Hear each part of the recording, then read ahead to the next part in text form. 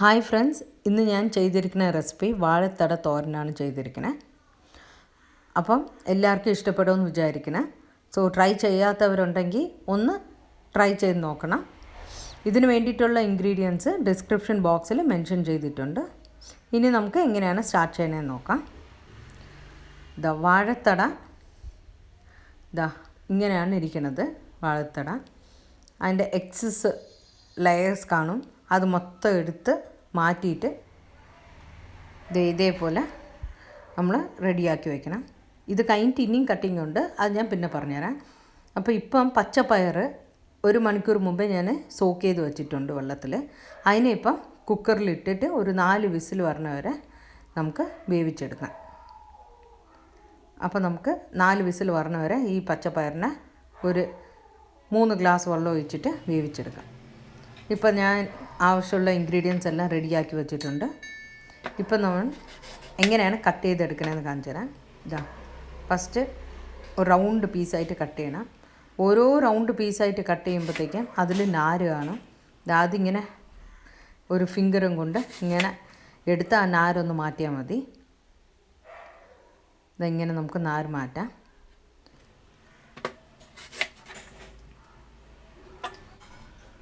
അങ്ങനെ എല്ലാ നാരുകളും മാറ്റി റൗണ്ട് പീസസ് ആയിട്ട് എടുത്ത് റെഡിയാക്കി വെച്ചിട്ടുണ്ട്.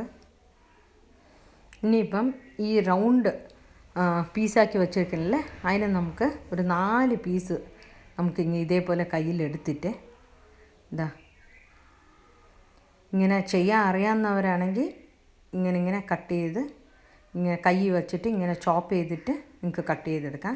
അല്ല അറിഞ്ഞൂടാത്തവരാണെങ്കിൽ നമുക്ക് ചോപ്പർ ബോർഡ് വെച്ചിട്ട് അങ്ങനെയും കട്ട് ചെയ്യാം, അല്ലെങ്കിൽ ഗ്രേറ്റർ വെച്ച് കട്ട് ചെയ്യാം. സോ പ്രാക്ടീസ് ഉള്ളവർ ഇതേപോലെ കയ്യിൽ ഇങ്ങനെ 3-4 പീസ് എടുത്തിട്ട് ഇങ്ങനെ കൈയും കൊണ്ട് ഇങ്ങനെ കട്ട് ചെയ്തെടുക്കാം. അല്ലെങ്കിൽ ബോർഡിൽ കട്ട് ചെയ്യാം, ചോപ്പറിൽ കട്ട് ചെയ്യാം.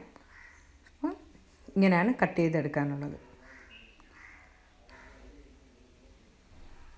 അങ്ങനെ ഞാൻ എല്ലാം കട്ട് ചെയ്ത് 3 പ്രാവശ്യം വെള്ളത്തിൽ കഴുകി എടുത്ത് ഞാൻ ഒരു ചെറിയ പാത്രത്തിൽ എടുത്ത് വെച്ചു. അടുപ്പ് ഓൺ ചെയ്തിട്ട് നമുക്കൊരു കടായി വയ്ക്കാം. കടായി ചൂടായതിന് ശേഷം എണ്ണ ആഡ് ചെയ്ത് കൊടുക്കാം. എണ്ണ നല്ല ചൂടായതിന് ശേഷം ഉഴുന്ന് ആഡ് ചെയ്ത് കൊടുക്കാം. ഉഴുന്നൊന്ന് ലൈറ്റ് ബ്രൗൺ ആയതിന് ശേഷം നമുക്ക് കടുക് ആഡ് ചെയ്ത് കൊടുക്കാം.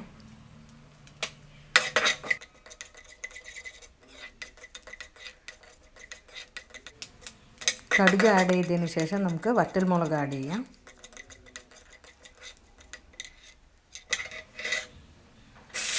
ഇപ്പോൾ നമുക്ക് ചോപ്പ് ചെയ്ത വാഴത്തട ആഡ് ചെയ്യാം. ആഡ് ചെയ്തിട്ട് നല്ലൊന്ന് മിക്സ് ചെയ്ത് കൊടുക്കാം.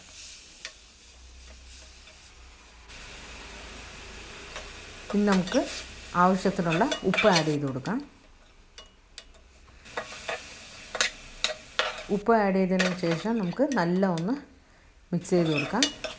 നമ്മൾ വെള്ളമൊന്നും ഒഴിക്കണില്ല, അതിനകത്ത് ഓൾറെഡി നമുക്ക് വെള്ളത്തിൻ്റെ ക്വാണ്ടിറ്റി കാണും. അപ്പോൾ അതുകൊണ്ട് നമ്മൾ വെള്ളമൊന്നും ആഡ് ചെയ്യാതെ നമുക്കൊന്ന് 10 മിനിറ്റ് വരെ നമുക്ക് അടച്ചൊന്ന് വേവിക്കാം.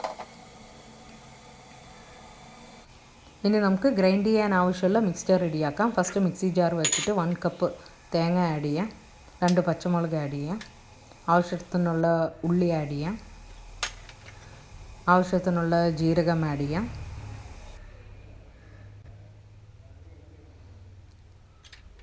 ആവശ്യത്തിനുള്ള മഞ്ഞൾ ആഡ് ചെയ്യാം.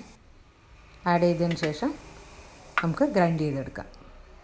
ആ മിക്സ്ചർ ഇങ്ങനെയാണ് ഇരിക്കണേ, ഗ്രൈൻഡ് ചെയ്ത മിക്സ്ചർ. ഇപ്പോൾ പയർ നല്ല വെന്തിട്ടുണ്ട്. അപ്പോൾ ഈ പച്ച പയറിനകത്തുള്ള എക്സസ് വാട്ടർ നമുക്ക് മാറ്റിയെടുക്കാം. ഇത് കളയേണ്ട ആവശ്യമില്ല. ഉപ്പിട്ടിട്ട് നമുക്ക് കുടിക്കാം, നല്ലതാണ് ബോഡിക്ക്. അതുകൊണ്ട് ഇത് കളയണ്ട, നമുക്ക് കുടിക്കുകയും ചെയ്യാം. ഇപ്പോൾ എക്സസ് വാട്ടർ ഞാൻ റിമൂവ് ചെയ്തിട്ടുണ്ട്. ഇപ്പോൾ നമുക്ക് പയർ മാത്രമാണ് ആവശ്യം തോരനിലിടാൻ. 10 മിനിറ്റായി വെന്തിട്ടുണ്ട്. അതിനകത്തുള്ള എക്സസ് വെള്ളം മൊത്തം ഡ്രൈ ആയിട്ടുണ്ട്. ഇനിയിപ്പോൾ നമുക്ക് ആ പയറിനെ എടുത്ത് ഇതിൽ ആഡ് ചെയ്യാം. ആഡ് ചെയ്തിട്ട് നല്ല മിക്സ് ചെയ്ത് കൊടുക്കാം.